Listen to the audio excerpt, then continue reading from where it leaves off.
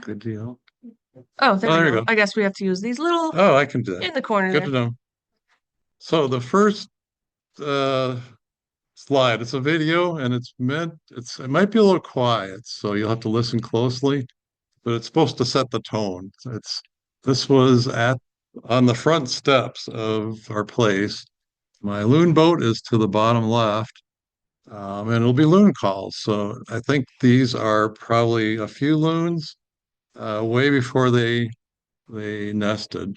But it's evening was setting, and the reason I like this is we're all here to learn about loons, to help loons, and I what the bio said is 100% accurate. I do this for conservation, teaching people about it. In general, the more you know about nature itself, the more you want to protect it. And so that's why I'm here today. So let's see. Hopefully you can hear.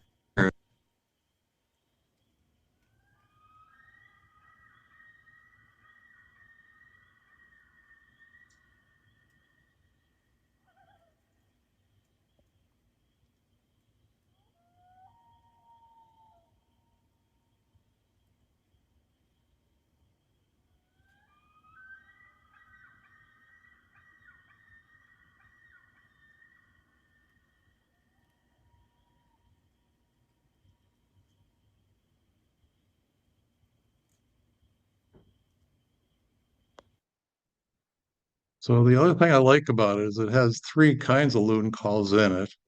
The first that you hear, and I can play it maybe just the part way in. The first is a yodel, and only males do that sound. So I don't know for sure, but I'm guessing that could be the male that just returned to the lake calling out to find its partner. After that, I think there's a short little um, tremolo. You hear that often when they're flying over. I like how it sounds there. It seems slower than normal. And then probably my favorite loon call is the whale because it seemed just so peaceful. And there's the fourth loon sound. It's what the parents generally say to the babies. It's a hoot, is what it is. So I can play just the beginning again. Yeah. First thing you'll hear is the yodel. That's a male.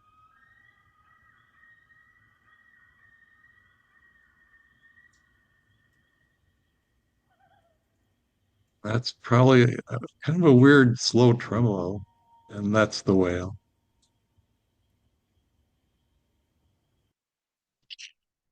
Okay. All right. So I thought this actually I learned about myself making this stuff. It's kind of the history that got me sitting here. I didn't want to go into too much detail, but it was fun digging this out. So when I was literally 12, and the reason I know that is I never noticed at the top of this photo. I'm 12 years old by into my first month of being 12 years old. That's me with a camera that was a very generous gift from our family, which I don't think this was easy to buy. We didn't have a lot of money laying around. But from that, I went on to learn how to do a manual camera. And I did gravitate even then to nature photography. But I always was thinking, I like the picture of me right next to the black and white. That's me in a pretty low light setting. I didn't know if it was going to work, but the light meter actually worked. So that's me at probably about the age of 12 taking a picture in a mirror. Just below that is a fireworks photo, which I experimented. I was at the state fair. I don't think I could reproduce that now, literally. The deer with the baby was a lucky capture. The dog, I like how I captured that and got right to eye level. And I had no training. I just did what felt right. And then the coolest one, maybe the heron on the upper right, that was at my grandparents' cabin. And we bought that cabin back into our family in 2008. So that's the same lake where all these photos have come from. Where did you grow up? I'm from Minnesota, Fridley, Minnesota. Fridley. Yep, yep. But the lake is minutely top secret. Just again, It's not real far from here, and luckily I'm not giving away a lot because there's a lot of lakes close to here. Now, let's see. I can't see the arrows here. Oh, there it is. It blends right in with the white. So with the camera in hand, I I got a lot of training. I was kind of the geek in junior high and high school, along with others. I was on the yearbook uh, staff and also the school newspaper staff.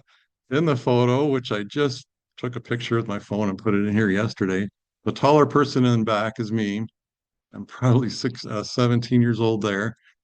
Uh, the person to the right is one of my best buds.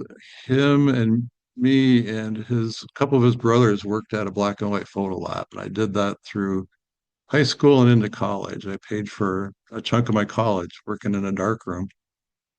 Um, the thing about like the yearbook and newspaper, I got practice in almost anything you can think of: sports, basketball, football, theater, musical performances, candids, group shots, and I still use that experience now. Uh, when my son was in soccer, I did that stuff already. This is my schooling background. I won't go into huge detail, but I it wouldn't have been a wild idea that I didn't go technical, but I really like science and math. It turns out art and science are really connected, and I think if you're creative on one, you're creative on the other. So I went crazy with academics. I went to the University of Minnesota in the Twin Cities. I started chemical engineering. I'll give you a clue. That was really hard. But why not make it harder? And I added a degree in math on the side. I did research in the department, which was really exciting. That is like one of the top rated programs for research in the world. I worked with a very young professor that has gone on, he's retired now, but he went on to do huge stuff.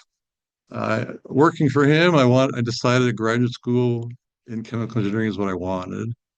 I went to Texas A&M for a master's, and none of this sounds very wildlife like, but the way it fits is if you can do industry more sustainable, and you can do big impacts, and that's the path I went. I studied distillation columns, which you may find in refineries.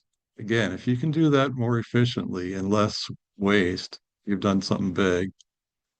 I came back to the University of Minnesota and I studied how to control plastics, basically, to get to proper performance based on molecular weight. After that, I joined 3M and I spent 33 years there. Um, let's see. It's almost like there's some things missing, but I can progress. Uh, oh, there is more here. So this kind of talks about what I got hired to do. I program computers to control equipment, basically, to make it run safely, accurately, sort of like your thermostat on super steroids, running equipment to do the same. Uh, about 3 years into my career, I had an idea. 3M has a policy that's not easy to do, but you're given latitude. I had an idea of a way to make stuff more sustainably, basically adhesives. Worked on it for 4 years on a side project. When they say back then you had 15% of your time to do it, you can do it, but it's more like 100 to 115%, and I did it. It ended up becoming my first patent I ever filed. It became my career, and it was very rewarding. There's a lot of products that I'm sure everyone in this room has used that makes use of this work. Things like graphic films that you might see on a semi going by, stuff for offices, and I can't say exactly what it is. Medical dressings, things that are holding stuff onto your car. I'll use this, so it feels very rewarding to have contributed that way. Once I got into college, it got really busy. So apart from working at the dark room, which I should have been sleeping even during that time, but I also like to go to concerts. Back then, they let you bring cameras in, and me and my buddies would sit in line, try to get as close as we can. And then learned at the very end of the show, people go wild, stand up, and if you're fast, you can go stand on the front row seats. So I made these photos, the two black and whites on the upper left side. I developed the film, made the prints at that darkroom I worked at. And, looking back, I was like 18 years old. I think they could go in magazines now. And the one of Nancy Wilson, I brought it like 20 years later to a concert, passed it into the bus. Ann Wilson had it in her hands. And I used to have that picture on my wall in my room. So the thought that Ann Wilson would be touching that thing on my room as a teenager, wouldn't have ever guessed it. That wasn't Ann Wilson. She handed it to Nancy, who then did her signature on it. And down below, that's me at one of the concerts, which I think I just bumped. Oh my goodness, this is touchy. Sorry, folks online and in the room. Um, Even now, I still attend shows of artists that I like to see, and often I'll bring my camera. And I was in the front row for Peter Lang, a Minnesota acoustic guitar, fingerstyle guitarist that has national fame. He was doing a bit of a comeback. I took this photo, sent it to him, and it got in Guitar Player magazine, which was probably my biggest publication internationally. I have a friend in Brazil who has the Portuguese version of that magazine. So then after I began at 3M, I think I focused on photography when traveling for work. Um, and looking back again, I kind of like all of these. It was still there. If you start something young, I think it sets in. So through India, Europe, um, that's most of what those are. The bottom right is a friend of mine that was performing in town. So I still kept doing performance photography. The travel stuff continues. The purplish one on the upper right was right in my neighborhood. So I realized I don't have to travel to make photos, basically. Something then after I got a a decent film camera that was like my old one, but it was current day. I bought it used. I took a nature photography workshop, a couple of them. The instructor is the woman shown there, Carlin Iverson. Haven't been in touch for a long time, 20 years probably. But people like that, it changed my life. So maybe if someone gets the interest to do photography today, if you save a turtle on the highway because of this presentation, yay, that kind of thing. So we were taking pictures of birds of prey, but after that, I would go around closer to home and other places and do nature photography. So that got it started. In 2010, Jim Brandenburg is like, I think, a national treasure. He had a very rare workshop at the place he made a lot of his most famous photos. That's called Ravenwood, where he has a place in Ely. It was super expensive, and I just thought, I'm not going to that. But my wife said, Of course you're going. So I have to credit her a lot. Through that class, first of all, I got to know Jim. Uh, Over on the center photo, it shows me, the guy that's holding the camera is worked for the BBC for 25 years. His name is Neil Lucas. He was a producer of two of the episodes of the series from BBC, the Life series. He also did video and time lapses for Planet Earth and all sorts of super high level things. And he's the guy I sat that afternoon with a few others. I learned how to do time lapse photography from him. And that really got a seed planted. While we were out, we went in the boat with Jim and others, and we saw loons, and everyone went crazy. Well, in 2008, we rebought our family cabin back, and I thought, loons, they're at our lake all the time. What's the big deal? Well, I since learned it's a huge deal. Uh, And so the first few years of owning that place, every weekend we could go, we renovated it. We got near the end of that, and I started to venture out in the morning and look for the loons. And that got me here today, as a matter of fact. So this is a kind of a summary I would give at work on presentations about my career, but what I tried to role model to even the highest level of researcher or executive at 3M. So you don't have work, if you don't have work-life balance, you're out of balance. So this is what I ended up doing to handle my role that grew quite active and it's reasonably high stress. So upper left is a night sky time lapse. I post on Vimeo and I just put down keywords. Well, there's pretty good researchers in the world, namely at the BBC. They found some of my work and they licensed clips on a show called Planet Earth Live in 2012, I think it was. And so I sat at home watching on the BBC. 6.3 million people saw that night. I looked it up on my couch, and the same camera that made that scene took a picture of my TV, which was just so weird. Um, we also now have a place that's on the Gunflint Trail. So out there, I'm able to photograph moose, sometimes wolves, and super good night sky. On the upper right is a night sky from Hawaii on the top of Haleakala. That one wasn't very easy to capture. The bottom right is a wolf documentary, which is about wolf conservation. And like any person, if you spend enough time photographing loons, wolves, maybe even mice, you want to conserve those things when you learn about what they do. They're part of the natural balance of nature. I learned the movie was being made. I reached out to the producer and said, "Hey, I'm willing to donate time lapses." I didn't hear a thing back for months, but eventually I heard back, and the Wolf documentary was made, and it features Jim Brandenburg of all things, because he's probably one of the top wolf photographers in the world. I saw him at the release of the show, and he said, "Oh, yeah, you got some clips in here." And they said, "I think you got the opening scene. Wait a minute, you got the closing scene." And it's like, I can't believe this. And I couldn't believe it. So at that workshop, I never would have guessed that would have happened, but I worked pretty hard learning time lapse photography.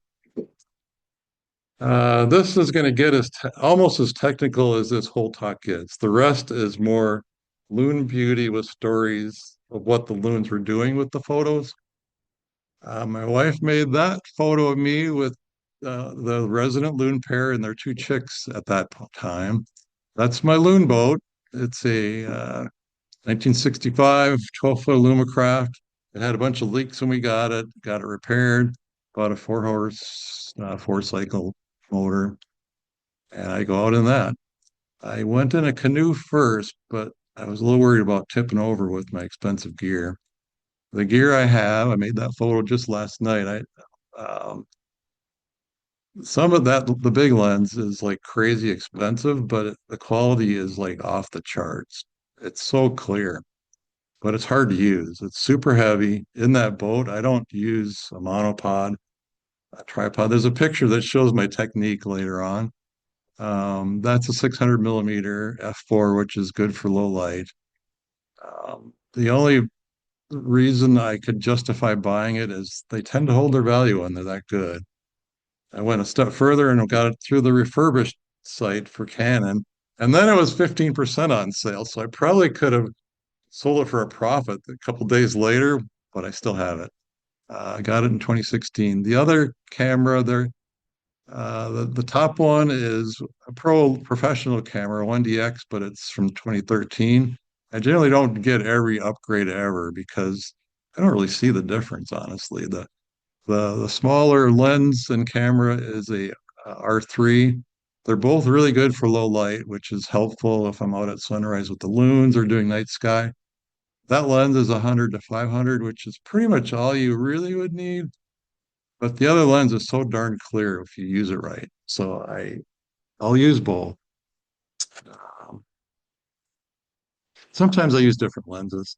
Sorry about this being so wordy, so I'll step through it slow. It is a photography workshop of sorts. I'm not saying this is how everybody should do it. It's probably not some of the techniques everybody uses. I follow through a couple loon sites, which I'll talk about more at the end, thanking some folks. There are really good loon photographers, a lot of them from Minnesota, around the country. Um, if you have a recommendation, Mark at markellis.com. I'm happy to hear from you. But here's the kinds of things I think a good loon photographer should do regarding like the ethics of being around the loons. The photo on the top is me in the canoe before I got the boat. My wife got that picture too. Below that, that photo was taken by a very good loon photographer that posts on Looney for Loons and Larry's Loon Lovers and others. That's Gary Jake Jacobson. He joined me one weekend. It was super fun. And I got a picture of me. And if you look really close, there's a baby loon right behind the front of my lens. That never shows up in the picture on the calendar, for example. So, first thing you should do is just watch and listen to them. Really, that's enough. But if you want to take photos, then not in any important order, but with these lenses, you generally want to focus on the eye and have that really, really clear, unless there's some strong thing you want to show better, or you can't see the eye. And I'll point that out in some of them. And when I was preparing this and looked at plopping them into this presentation, it's like I think I can see me in that eye reflection. It's just that lens is so darn good. Um, but really, you got to give the loon space. You do not want to go out and try to get pictures like what you're going to see here if you've never been near those loons because they won't know you. They're going to just dive. And if they already dove because you got too close, you got too close. If you do that too much, you're not going to get any pictures for one thing. So, yeah. I see with the no loon call invitations and, we've asked some, well, mostly it's kids that come up that wanna Yeah. show up their loon call and we've asked them not to do it when the loons are around and. Yeah, I think maybe if you're on shore, like kids, I don't know if that's bad, but if you're in a boat, Pop up nearby. oh yeah, they'll come to you. Yeah. I just think that's you're not alone, you know? That's the thing. And if Yeah. you're out trying to get them to look at you, I just don't feel comfortable with that. But my view is they should be comfortable enough to act normal, just do their natural activity. If you're too close, they won't. They'll dive. If there's babies involved or if you're near a nest, you do not want to get close unless somehow those loons are used to you doing that. The worst that could happen is the parents could leave the nest. You just don't want that to happen. Trouble is Dr. Walter Piper is doing spectacular research on loons through Wisconsin and Minnesota. It seems they're declining. And he's trying to figure out why. Maybe it's something we can fix. So we don't want to lose a single loon. So when you're out, literally how it goes for me is I'll go into the bay where they normally sleep and I'll just stop and look around and sit still. Usually they're still sleeping when I get out. If they'll wake up, they'll come out and do wing flaps. They're waking up like your dog or you do, and I'll slowly go closer. If I see them moving away, I stop. But eventually they know who you are, and they by acting just that way, they're okay with you around. And again, if I go out in the canoe, they don't like me. But in that boat, they know it. It's amazing. Um, so eventually they learn you're okay. And some loons that don't know you could literally pop up next to your boat. They get curious. If that ever happens, especially if they've got babies, I usually try to stay as still and as quiet as possible because you don't want to horrify them either. Especially if there's babies, the parents will dive, the babies won't know what to do. None of that's good. You surely don't want to feed them. Loons will start coming to boats thinking they're going to get fed. Do not do that. Um, and so I'll show you later. Sometimes if I'm out and it's say, for example, an intruder loon shows up on the lake, they'll take off and the babies are right at my boat. I don't leave until the parents are back because there's nothing protecting them. They would normally put them in weeds or something, but if you're the protection, you really should stay. And that's what I do. So back to, let's see. So I covered, so one of the things that takes years and practice is, and every time I go out in the spring, I lose some of this stuff, but you want to know your camera so you don't even have to think about what you're doing. It's like riding a bike where you don't have to think about it. You got to get to that point. Otherwise, you're going to miss a lot of stuff or things will be out of focus. You won't have the right shutter speed, and loons can move fast. If you want to get them running or flying, it took me probably 5 years till I got a photo that I'd be proud to put into this presentation, literally. And you won't see those either. I think my first photos was 2015, so it's like 5 years into it actually. So, uh, if you have a cell phone, you can get nice loon pictures. You don't have to spend crazy money. Don't feel the need to do it. My earliest of photos, the lens was way much lower quality than what I use now, but those photos are in here.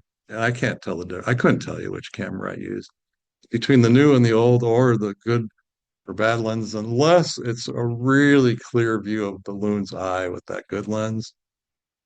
The good lens also blurs the background really nice, so the loon is a subject that stands out very clear. Again, so you do not interact with them. Just be there like a doc or something like that. They're not going to be scared of a doc. You don't want them scared of you. I'm not a morning person, but loons get me out there at 4 in the morning because it's worth it. It is so nice. And I go out there and I'm the only one on that lake, and I think, this is amazing. Why isn't anybody else out here? And then I'm like, I don't want anybody else out here. I'm fine with this. That's actually again, my work, my balance, my meditation, literally. Um, the other thing is the longer you're out there with them, you start to almost subconsciously learn their behavior. So I can literally look at a loon and I know when it's going to do a big old wing flap. It kind of wiggles its rear and flaps his wings in the back sort of quick. And sort of, literally, I get my camera ready when that starts. They'll do it if they come up from a dive or just if they're deciding to do it. I already know what's going to happen. That kind of thing. Or pay attention to the wind. If you want to catch them taking off, they're going to run into the wind. So you might want to be at the other side of the lake from where they are, upwind from them. You'll get the picture of them flying by. That kind of thing. Um, so when I'm out with the loons, especially near a nest, even if it's spectacular, I don't want to stay very long. I'll depart. I just want them to not get used to people around, and I don't want to, you don't know if you're stressing them for sure, and you don't want to do that. One time where I was out with day-old chicks, you'll see them coming. I went out in the middle of the day, and I don't normally do that, but I just wanted to see how they were doing because they just hit the water that day. And I went out and I was with them for a few minutes, and I got some pictures, and it's like, all right, they're really young. I don't want the parents worried about me. I want to feeding the babies and stuff. I start driving away with the boat. Sure enough, this was 4th of July weekend. Sure enough, a big old speedboat pulling people on whatever you call those tube thingies. And, it's their lake and they're there to have fun and they don't want to hurt loons. I know they don't want to hurt the loons, but if they can't see them, the parents will dive and the babies get hit. So I pulled away. I hear something coming and I went back to him. I was stuck out there without sunscreen or a hat till evening because every time I pulled away, well, those two babies made it. Um, So let's, yes. Our neighbor's daughter did the same. So one of the things from this is I post on Facebook, and the lake started looking forward to my weekly updates. So I missed a week. They were commenting, how are the loons? They got worried. Well, just doing this, they know they're there now. I do put out signs if there's chicks, and the Lake Association president asks for those signs when the chicks are there. So me doing this, I was the same in the beginning. It was like, oh, common loon. They're there every year. They're fun. I like their sound. But once, they're declining, in general, any wildlife is struggling. They're on the verge of survival to get their food, interact with people if they can commingle. And loons do pretty well with that. But again, they can't do well with the speedboat heading towards them. I've been out on the lake shore with the parents and a baby. A mile away, a jet ski will start up, and I don't hear it, but the loons start looking around, diving. They come to my boat because that's their protection. That's what they learn. So a little bit more technical. I use a higher shutter speed if I can, but at sunrise it's dark, and you don't. One way to compensate for that is to set your ISO, which is the sensitivity higher, but it makes more noise. And if you want to make larger enlargements, noise can be an issue. Luckily, these days, noise reduction software is super good, really. So that's partly why I could go back to older photos and put them in this year's calendar, actually. I do a server autofocus, so it focuses continually as something's moving. Great if you're on the eyeball and it's moving around and your boat's moving. And then I use what's something called back button focus. Look it up in Google or YouTube. I don't have enough time to talk about that, but that helps you focus on the subject and then take the photo when you're ready. When I take the photo, if it's a great scene, I'll hold the shutter down and let it take a whole string of photos. Because if it's wing flapping, or it's turning its head, or the eye is not perfectly focused, but in a series of 10, you might get a really nice photo. But I did once read an ebook by a guy named Paul Nicklin, and he set expectations and made me feel better. He's a lifelong National Geographic pro photographer. He focuses a lot on marine life, and he's a good diving photographer. He said if you get 5% good photos, you're better than the best photographer in the world. So you got to take a lot of pictures. And use protect the loons and then enjoy it. So now we're about to start loon overload, which hopefully it can't happen. And it's really hard to summarize years. And I just decided every year I put a lot of work into picking the photos that go into calendars. I'm going to go through all 5 years. Some I'll just say loon beauty, but if there's a notable story, um, yeah, this one kind of tells the story just by looking at it. That's probably less than a week old. One thing I really like about parents is their loon parents is they're super dedicated. They defend the baby with their life, literally. And they're so attentive on feeding. Um, one of their biggest threats is an intruding loon. If there's a baby on a lake to other loons, it shows that that lake is a good lake. It's a healthy lake because you need clarity so that they can catch the fish for themselves and also the baby. If there's enough fish to raise babies, it's a good lake. Oh, okay. So the theme of this first calendar I ever did was after we had the two survive. Um, so that's one of the two. And so, like day two, I was on the water and I was just amazed what happened. This shows they're used to me and they'll come close. And hopefully you can hear it. So this is where you'll hear the hoot from the parents, but the babies do cool little chirpy squeaks, and you'll hear that right away. All I did was very carefully get out my cell phone to take this video. I moved real slow and I tried to be super quiet. I didn't move until they went away. So I hope, okay. All right. Oh my goodness, sorry. It's touch. That's the baby. That's the baby.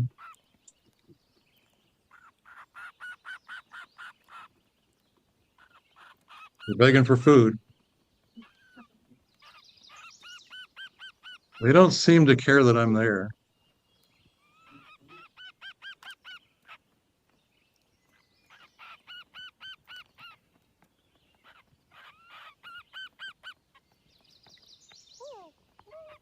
That's a hoot. And there they go. It felt like I was in a wrong place, spying on them, but they came to me. So I usually order the photos to progress through the season. So here's the parent on the nest. If you go near a nest and the I don't know if this is a sign of alert, being on high alert to stick its head up, but if it puts its head down flat near the water, you're too close. I think it's ready to dive in the water when you do that. And if you go any closer, it'll leave the nest. That's not too good. This was one of those mornings that was a little misty, so quiet, just amazing. And then the baby was born. They ride on the back under the wings to stay warm, but also they're safe. And if they need rest, they'll go up. So I think the sibling was probably under the wing too. I think this was during a babysitting session. It's just so close. And the photographer in me says, look how clear that eye focus is. But yeah, so cool. They're at this age, they don't have feathers. They're very fluffy, and it's not easy for them to dive very well. So if a jet ski comes ripping through, the parents will get out of the way, but the baby may not. That was the sunset reflecting back towards me. I did a lot of positioning to get that lined up like that and have probably 500 pictures of this scene. And I picked this one because, again, the eyes were in focus. Uh, we're, we're now a few weeks in. They do this more and more through the season. Amazingly, in 3 months, this baby is going to fly away and go to Florida. I can't believe it. Parents have to teach a lot in a few months. There it is, stretching and getting a lot of food. Both of them did. In this set, there was a runt, and they generally don't make it. The parents may stop helping them. One night while it was in the first week, poor little guy's in the weeds, and the parents are way across the lake, and it's getting darker and darker. And I'm like, what the heck? And I stayed with it and sort of kept moving towards the parents. It swam that whole distance next to me and reunited.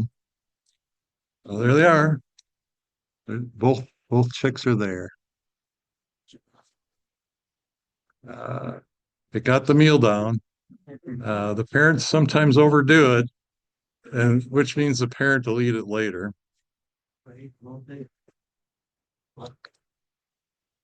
Look at that focus on the eye too. Yeah, I like this one. The other baby is behind it. You can kind of see it up here. I don't know if you can see my cursor online. Um, they came this close. I couldn't have got this otherwise. That one left the nest, went across the lake and stretched. It was backlit, so the water really showed. I like the glare on its beak too. I'm not sure what it's eating.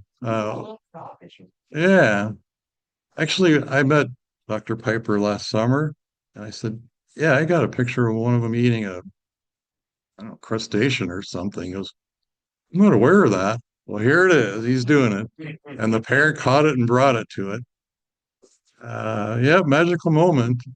This is one of the babies at the end of the season. It grew that much. It's still stretching its wings and departed pretty soon after this photo. And that's the parents. I like the water coming off the wing. The shutter speed was just slow enough to blur that motion to see it's moving. And the other parents in the back, I think between them are the babies. That little blur in the upper right.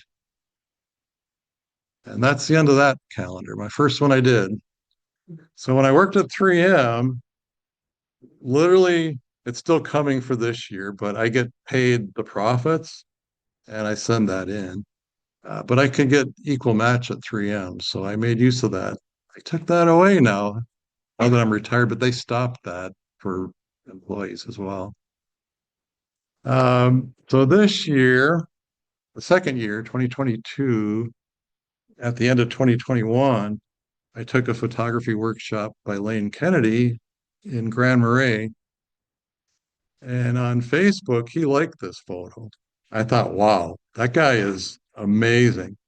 He's a great storyteller, but such vision on showing things in a single photo, but just enough to get the story across.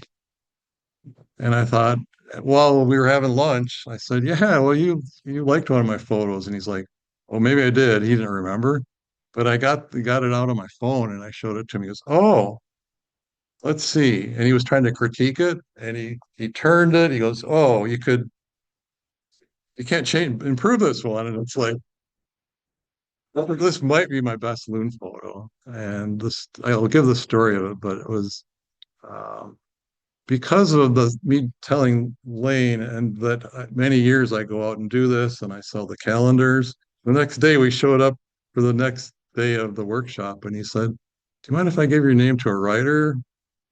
He might want to interview you. He does a lot of work with Star Tribune." Sure enough, the guy called and I talked to him. And then he pitched it to the newspaper with some of the photos and they wanted it.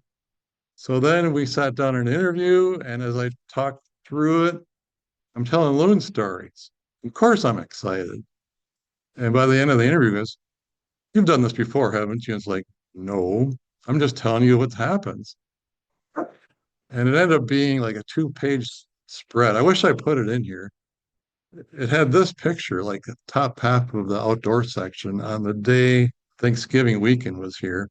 But it mentioned in there about the loon calendar, and I started getting emails left and right as, "Where's your calendar?"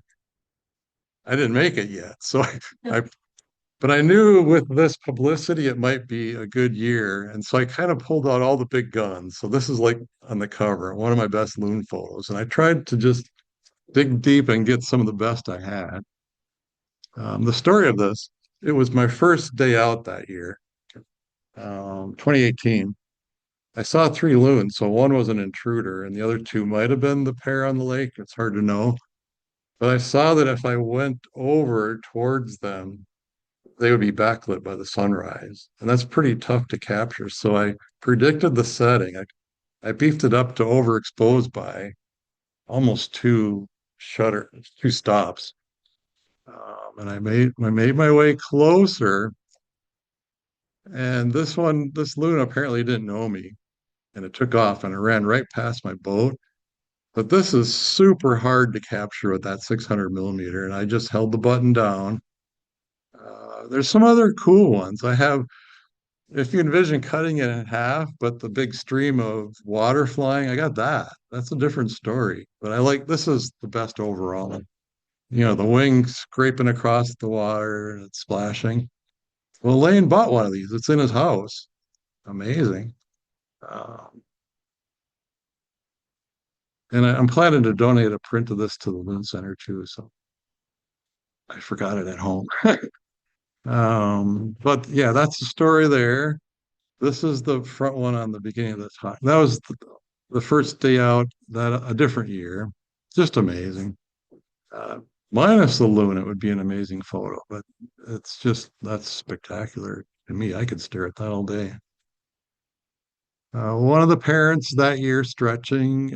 If you go out in the morning and it's a little cooler and the lake water is a little warmer, you get get this fog, makes it magical. And a babysitting session, and that is a very young chick there. And of course, what am I looking at? That eyeball focus is amazing. Um, a delivery to the baby going by, one of the babies. Um, these are different years. I got this on my birthday one year when I had a 3M visitor from Japan. We went out. I had my big lens, and this happened in a split second. If I didn't do everything exactly right, I wouldn't have that photo. This is a different year. Remember this baby. There's some sadness, but it's a happy story overall. That's probably one of its first minnows ever. And are they ever attentive? This is out on a Boundary Waters lake, very small. I was out with my neighbor in a canoe and he was driving it. And I realized driving up today that him paddling the boat, I had better success because if I'm in my little boat, the boat's turning with the breeze, the loons are moving, there could be waves, but he kept me pointed the right way. This was one that came by and just did a wing stretch, which I know how to read that they're about to do it. But it was really dark at the time. So my shutter speed was really low, but I just winged it in a way. Got that photo. I shared this on Facebook. This is one of my most liked photos, moon photos ever. Uh, This was, I believe, there was still an egg on the nest at that point, but the little baby is next to the other parent, and I think there was a nest swap. So loon parents spend equal time incubating the eggs. This one, I'll tell more of this story. Maybe I can fill you in. This was 2013, near 4th of July weekend. There were no chicks. Um, let's see, how does it go? Earlier in the year, actually, this was later than 4th of July. 4th of July weekend was approaching, and I was in the cabin and I heard a ruckus outside. And when I went out, two loons were fighting. Um, one didn't make it. And so the loon on the right standing up there is the female that was left.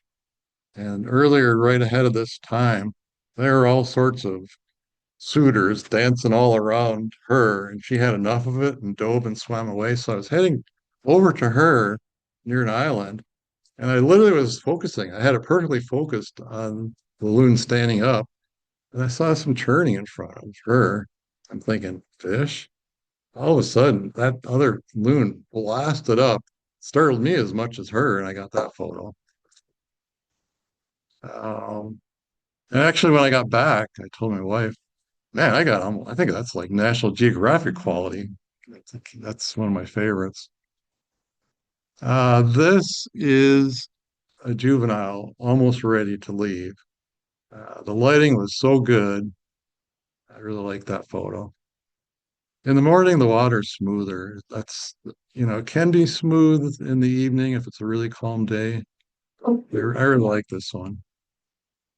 So we're into another year, and I'm not feeling overloaded yet. So this was a theme of loon. Our neighbor, he said, not all those are chicks, I don't think, are they? They are. And you'll see once I go through. So I don't remember exactly what year that one is. That might be the lucky chick that I'll tell you about. This is the one when there were two, and that one in the front just came off the nest. I was there when it happened, and the parents watching it very closely. But I don't think they were worried I was there. I really like this one. They just came by so darn close. They're both chicks. This is yet another under the wing photo. Um, the parents, even if the baby's on the back now and then, they got to stretch and then the babies fall off. This was two. It's hard. I haven't gotten a lot of two on the back photos, but this one's pretty close. Here they are just being siblings. Um, I don't know if they figured out why loons shake their foot like that. I think I've read they're cooling down, it relieves stress. I don't know, but the babies do it too. Adults do it as well. Uh, this is the move that the young ones do to the parent to get food. I don't think the other sibling's going to dive and give the other one food. Um, this was 2015, the first year where two chicks hatched after a lot of troubles with lake water rising, the nest getting flooded. The thing that I did that was dangerous is I have enough gear that I can sign up with Canon for what they call Canon Professional Service, and you can get free loaners on $10,000 lenses. They ship it to you for free. I had to pay to ship it back, but I think I'm at a level they'll pay for it both ways now. And I got a 500 millimeter, like the 600 I got. Once you use that, you want to have that lens. They're smart. It's because look how clear it is. Um, there's the sibling is behind the mom's head there. This one was evening time too, and it was getting pretty dark. Why did the mom have the, rust iron? Oh, yeah, I have one.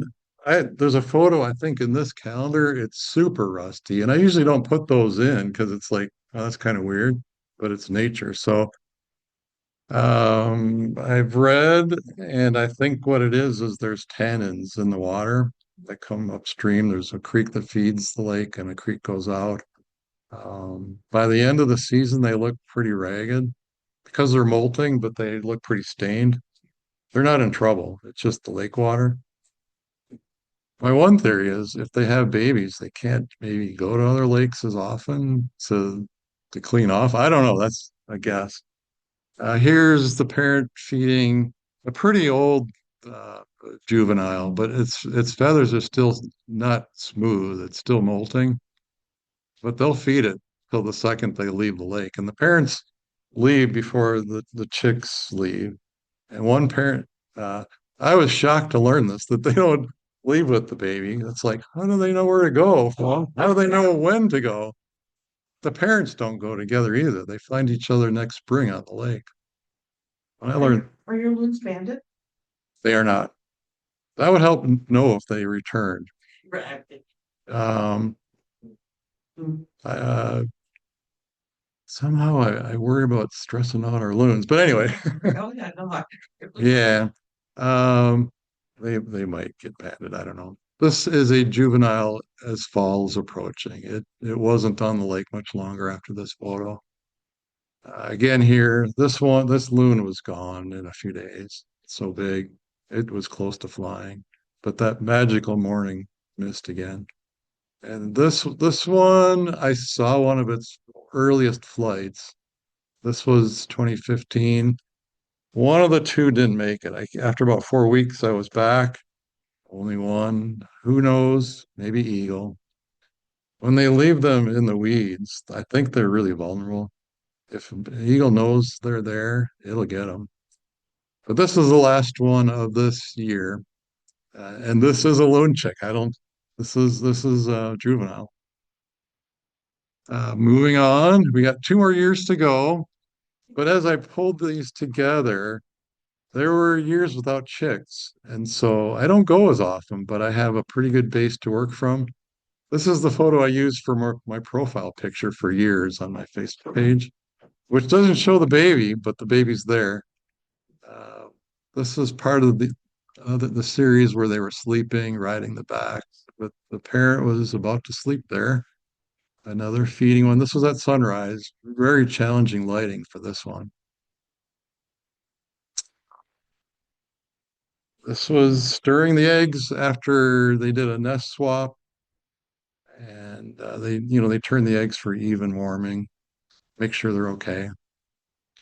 I really zoomed in on this picture. I wasn't this close. The thing I like about this one is the background, but it's doing a whale. It's doing a call there. They don't open their mouth for this one.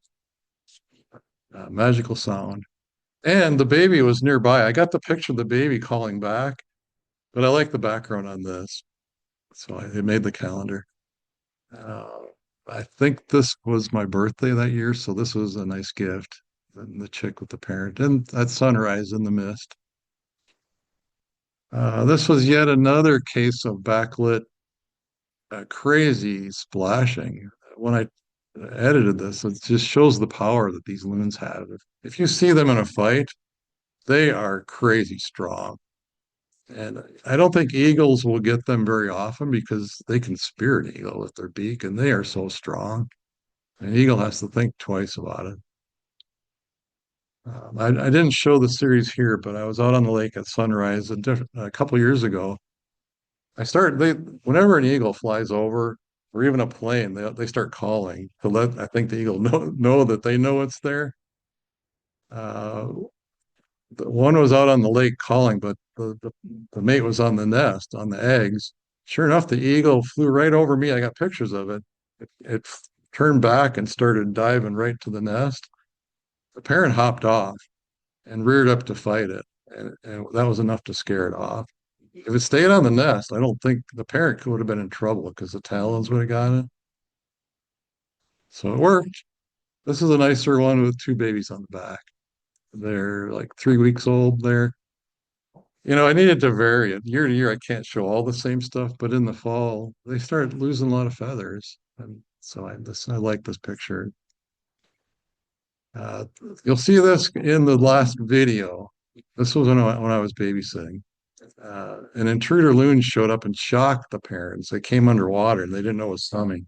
They were just feeding the two babies very peacefully, and then it went non-peaceful for a while. And then I sat with the babies for probably a half hour. This one came really close. I just kind of like the portrait of it. And yet again, this one was about to leave, practicing to fly. It didn't take off there, but it made a little altitude. And I think this is the last of that year. So we're to this year's calendar now. And why do we do this? Because we love the loons. This was the baby this year. This story is sad. Um, our Lake Association president called me on that Monday. 3 hours later, I was on the lake. I got this photo.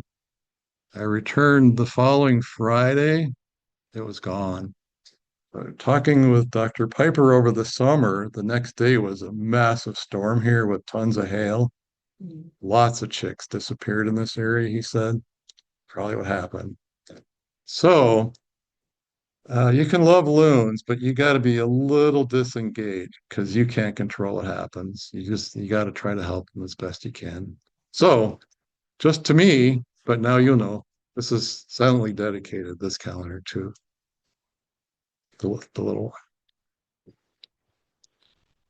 one. This was when I was with the neighbor on the Bounty Waters Lake. And all I got to say is the day ahead of this, there was ice on the lake. But I think they do reconnaissance. They'll fly out and survey when the lake's open. The lake was full of loons, and they were doing crazy stuff. It was fun, and I got a lot of good pictures. There's one more like this in this calendar. I couldn't resist putting it in. This was spring. Pair went by. This is right in front of our place. It's just magical there. Here's another goofing around loon. Looks kind of fun, actually. It was really dark. These conditions were tough, but here's our dedicated loon again getting fed. This was a different year where, uh, my goodness, I don't remember which year, but I like them struggling to climb on. You can see he's kind of kicking up a wake there. This was the closest one is the baby with the parents at sunrise. Just kind of loon beauty is my comment on this. This one is it ate it. I don't know how it did it. Um, that loon on the back probably the next day was too big to fit. That's pushing the limit there. Uh, this is yet another baby strengthening its wings. So here's the tannins on the adult. It just happens. They're not in trouble. And I think, yeah, okay. That juvenile still got some fluffiness, but you can see on its back, it's getting the smooth juvenile winter flying feathers.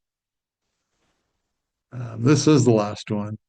Uh, the parent was still feeding that, but it could feed itself anyways, but it still begs.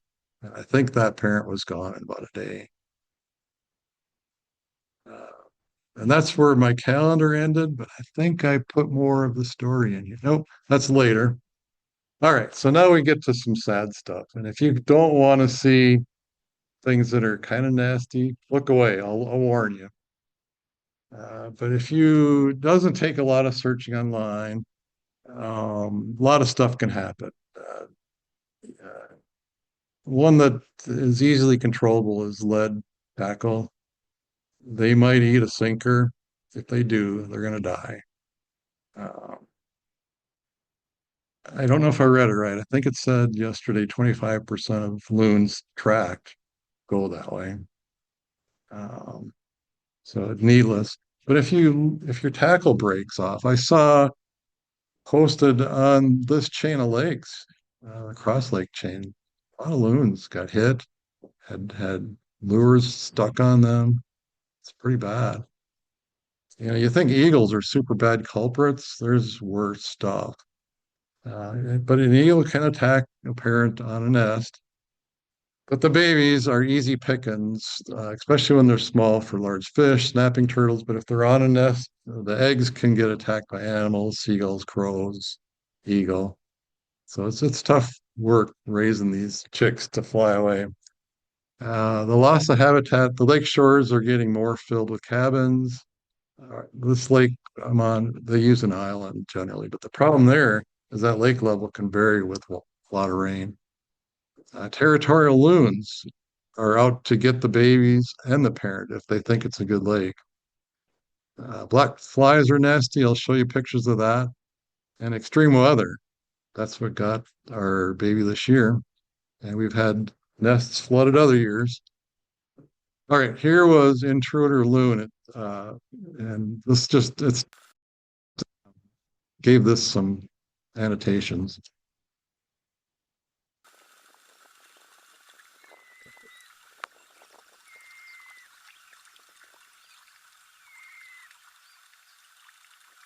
Well, all is calm, but it changes.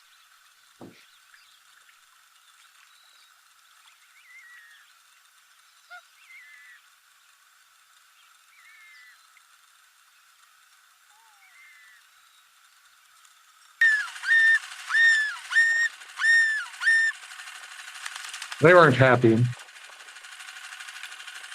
The trouble is in my boat. My body only turns so far. And if the boat's turning the wrong way, I couldn't get the intruder right away. The intruder took off. So the parents persuaded it to leave. Didn't fly from the lake, you'll see.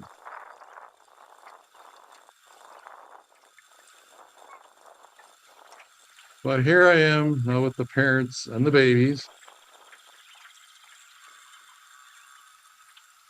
But the parents dove, went after the intruder, and the babies lay down. They try to blend into the waves like that.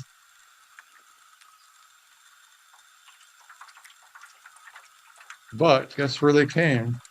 We'll see soon.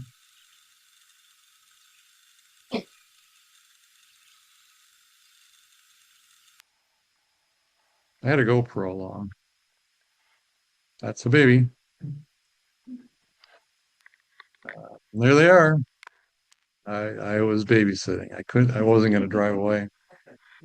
So it says how long. Might have been 25 minutes. But I got some good pictures. You'll see one pop up soon, which you already saw too. It's kind of close. Yeah. Parents came back 15 minutes. It ended well. Parents did a good job. but they're looking everywhere.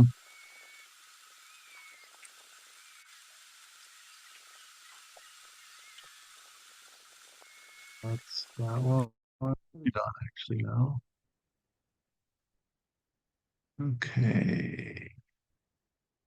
So look away if you don't want to see bad stuff. But this isn't real bad, but this is where the loon's fighting. It is just absolutely brutal.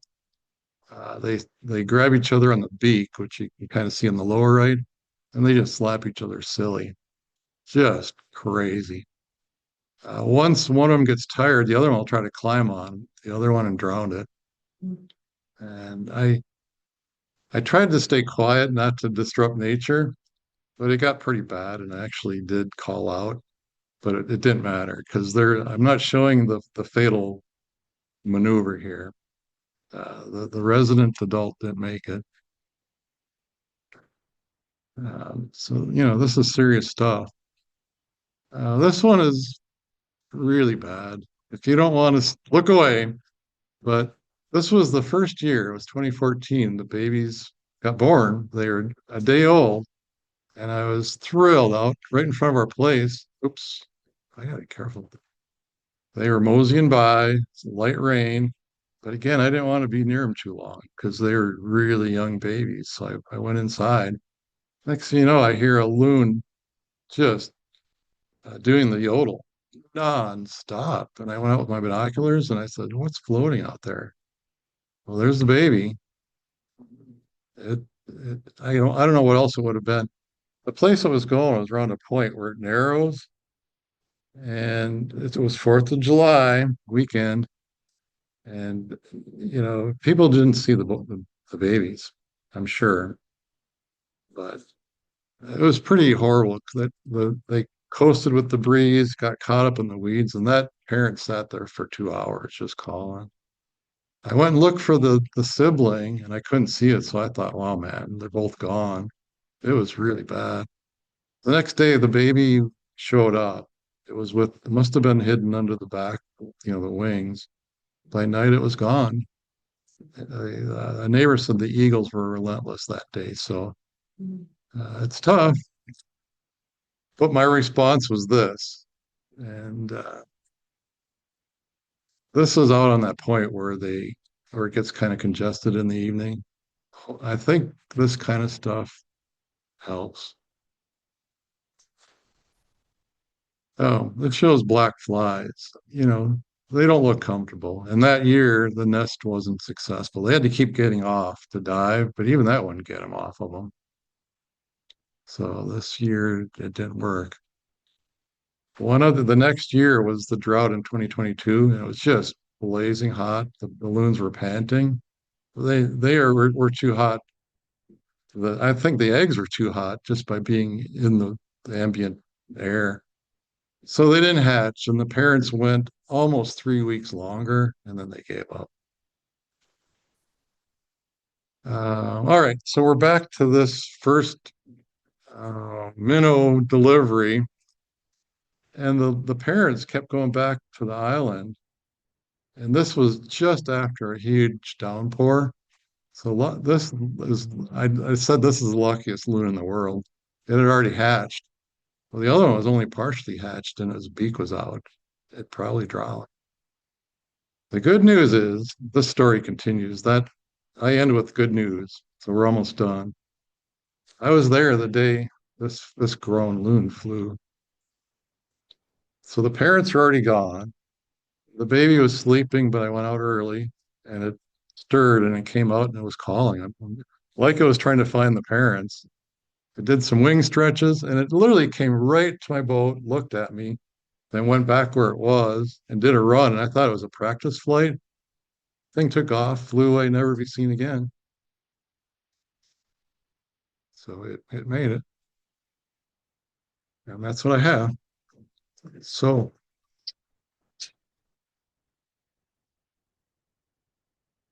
I went a little over, but we can do questions if you. Anybody has questions? I have a couple online that maybe I'll start with. Yeah. Gail asked, so you mentioned how many photos you take in a weekend? Thousands of photos in a weekend. Yeah. Do you ever delete photos or do you keep all of them?